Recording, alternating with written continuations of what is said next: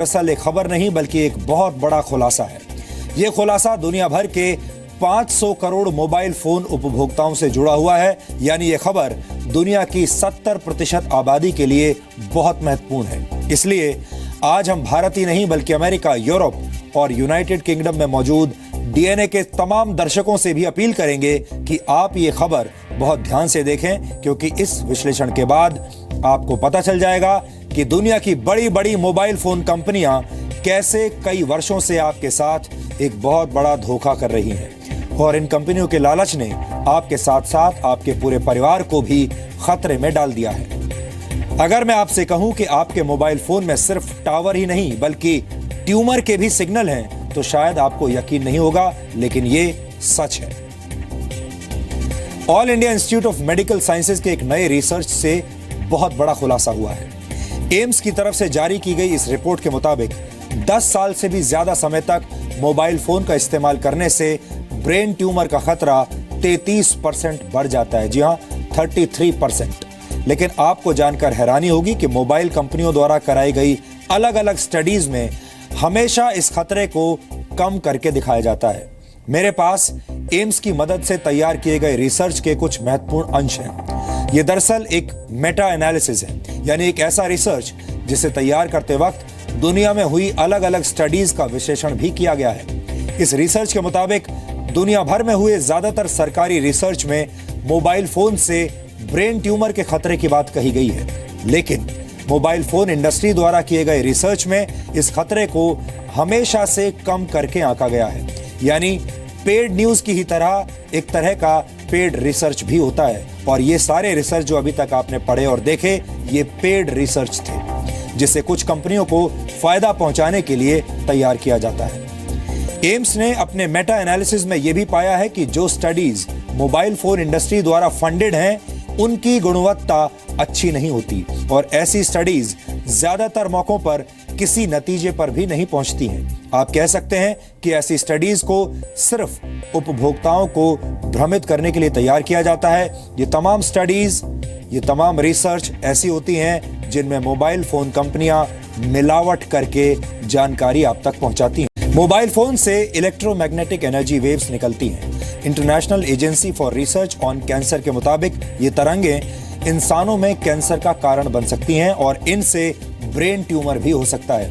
यानी mobile phone उतना ही खतरनाक है जितना डीजल वाहनों से निकलने वाला धुआं, लेकिन फर्क सिर्फ इतना है कि इलेक्ट्रोमैग्नेटिक रेडिएशन वाले इस प्रदूषण को आप बाकायदा अपनी जेब से पैसा देकर खरीदते हैं और फिर ये आपको धीरे धीरे बीमार बनाता चला जाता है। लेकिन कोई भी कंपनी आपको मोबाइल फोन के खतरों के बारे में कभी भी सच्चाई नहीं बताती। कोई कंपनी ये नहीं कहती कि उसका प्रोडक्ट आपको कैंसर और ब्रेन ट्यूमर दे सकता है। मोबाइल फोन लोगों के जीवन का अभिन्न अंग बन चुका है। आप उसके बिना रह नहीं सकते। भारत की 80% आबादी मोबाइल फोन का इस्तेमाल करती है। मोबाइल ऑपरेटर्स की संस्था ग्लोबल सिस्टम मोबाइल एसोसिएशन यानी GSMA के मुताबिक 2017 में पूरी दुनिया में मोबाइल फोन यूजर्स की संख्या का प्रोजेक्शन 500 करोड़ से ज्यादा था। इस संस्था के मुताबिक अगले 3 वर्षों में टेलीकॉम कंपनियों को अकेले भारत में ही 3 करोड़ नए मोबाइल यूजर्स मिल जाएंगे।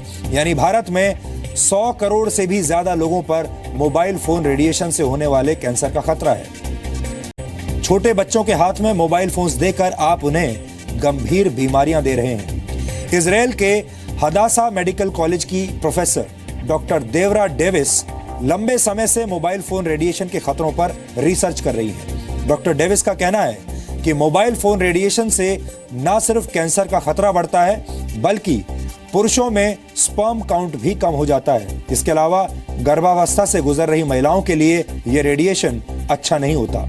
इससे जन्म के वक्त बच्चे के दिमाग का आकार छोटा रह सकता है या फिर बच्चा हाइपर एक्टिविटी का भी शिकार हो सकता है। अगर आप भी 24 घंटे मोबाइल फोन से चिपके रहते हैं और अपने बच्चों को भी मोबाइल फोन से दूर नहीं कर पाते हैं, तो आपको डॉक्टर देवरा डेविस की वो स्पीच आज जरूर सुननी चाहिए जो उन्होंने मेलबर्न यूनिवर्सिटी के एक कार्यक्रम में दी थी। हमें यकीन है कि डॉक्टर देवरा डेविस की बातें सुनने के बाद मोबाइल फोन से आपका मोह हमेशा के लिए भंग हो जाएगा। And this is quite a bit of work goes into creating this, and here is what it looks like after a period of 6 minutes. And that's really not as bad as it might look, because you see the red area only gets partway through the eye of the adult, right? The one that we're really concerned about is this one with the young child. And this is a 3-year-old brain that we modeled. And you see that by the end of that 6-minute call, the peak radiation, yellow and red, is getting all the way into almost both eyes. And again, this is one call, and it's not going to kill anybody. It may not cause any biological effect whatsoever for 1 call or 2 calls or 3 calls. But the question is, what's the cumulative impact of this kind of exposure? How do we evaluate it? How do we study it? The problem we face is that right now, we're in the midst of an experiment on my grandchildren and your children, and we don't have anybody to compare them with. We don't have a control group in science. When you are given a drug, it's usually been studied where some people get the drug and some people don't get the drug, and they're called the controls. And then you see whether or not those who got the drug are healthier than those who did not.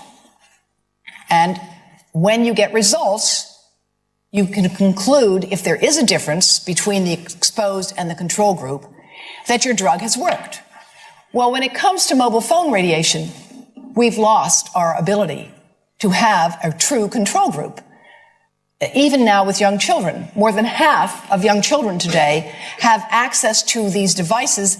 And I read this morning in The Age that something like 13% of children age 2 can order their own apps. वैसे मजे की बात यह है कि जब हम देवरा Davis का ये वीडियो इंटरनेट पर ढूंढ रहे थे, तब इस वीडियो के प्ले होने से पहले भी हमें एक मोबाइल फोन का ही ऐड दिखाया गया।